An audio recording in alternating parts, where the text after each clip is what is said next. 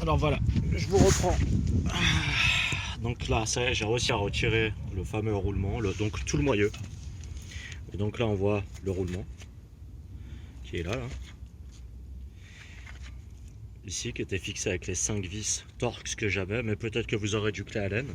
Là, on voit les marques des fameux deux boulons, donc que j'avais repris sur le porte-étrier pour faire la manip que je vous ai expliqué pour retirer le roulement ici. Donc tout vient d'un bloc. Tout vient d'un bloc. Donc là, c'est normal que le disque n'est pas parti parce que j'avais dévissé un peu les vis de 13, des boulons de 13 qui tiennent justement le disque. Alors, voilà le cardan et voilà l'emplacement du roulement. Donc ça, nettoyez-le un peu avant de remettre parce que vous voyez, je ne sais pas si on va bien voir, mais c'est pas mal un petit peu rouillé quand même. Donc renettoyez-le, nettoyez la surface là, ici, là, avec du papier de verre si vous avez. Moi personnellement, j'en ai pas. Je vais pas vous mentir, je vais nettoyer un petit peu, mais vite fait, avec un chiffon, un petit peu d'acétone et du liquide de frein. Parce que bon, je m'en fous, c'est juste pour. C'est pas de la haute précision pour moi, c'est un vieux camion, donc voilà quoi, c'est juste pour qu'il ait des freins, voilà quoi. De très bons freins changés à l'avant, donc voilà quoi. Mais pour faire du bon boulot, il faudrait nettoyer ici avec un peu de papier de verre,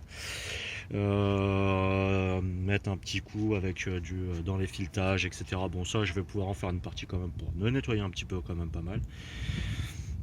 Donc voilà tout le moyeu. Alors, par contre, petite chose, c'est que une fois que vous aurez déboîté, comme je vous ai expliqué avec le système des boulons, ça va avoir un petit peu de mal avec ça. Donc, vous récupérez le gros écrou du tout premier démontage que vous devez faire, donc le fameux écrou qui tient justement le cardan à tout le moyeu. Vous le rentrez. Donc là, on imagine que le moyeu est en place, hein, ici. Là. Donc là, vous voyez, c'était la fameuse dent crantée ici, qu'on retrouve ici à l'intérieur du moyeu. C'est donc le roulement. Et donc, je vous conseille de le rentrer au 4/5e. Ne le rentrez pas à peine, rentrez-le vraiment au 4/5e et vous frappez dessus à la masse. Ça va vous permettre de dégager le moyeu. Vous allez voir, ça parce que le cardan a un peu de mouvement vers l'arrière, donc ça va vous permettre de dégager le moyeu. Attention, ne tapez pas sans l'écrou, sinon vous risquez d'abîmer le filetage. C'est ce que j'ai fait hier, et pourtant j'ai tapé doucement et bien au milieu avec la massette, mais ça a entamé un peu le filetage. Putain, j'ai galéré. J'ai galéré pour le remettre. Donc, parce que je voulais pas mettre l'écrou, j'avais peur de l'abîmer. Alors là, vous voyez, j'ai tapé et vous voyez, il tourne tout seul. Donc je l'ai rentré au 4/5e. Il faut laisser dépasser allez, de 1000, 2000. Comme ça, après, vous pourrez,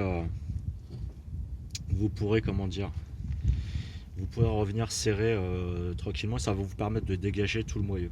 Voilà. Donc voilà toute la pièce. Il reste plus qu'à dévisser ça. Là. Tiens, je vais essayer de le faire là avec une main. On va voir si je vais y arriver. Est-ce que je vais y arriver?